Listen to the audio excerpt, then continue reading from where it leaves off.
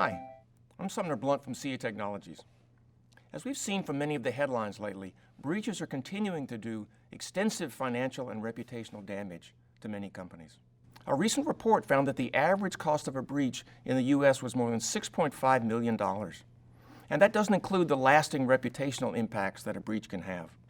Other studies have shown that the root cause of most breaches is stolen privileged user credentials.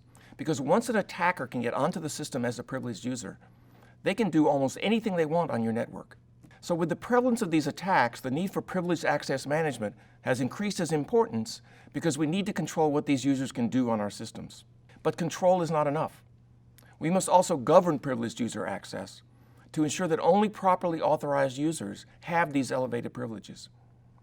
These two capabilities, control and governance, constitute the basis for an effective privileged user management approach. There are two activities of a privileged user that are particularly relevant for governance: access requests and access certification. Access requests are when users, including privileged users, request access to systems that their job requires. Access certification is when managers are asked to certify that the access of their employees is appropriate for their role. There are several ways in which these operations can be made more secure. First, make sure that you employ context-based risk analysis. Whenever access is being approved or certified, the system needs to calculate the risk level of each access and inform the approver or certifier of how risky this access might be. This risk score could be impacted by the sensitivity of the resource, whether anyone else in the same role as the requester has this access, or other factors relating to the requester or resource. Insight into the risk level of the request can enable a more informed decision.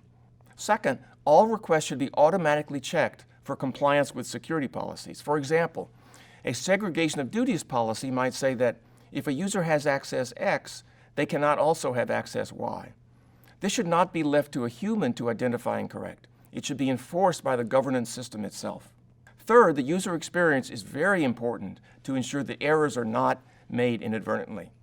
A business-oriented user experience that includes the familiar shopping cart model for requesting access can not only improve user productivity, but also reduce the risk of error.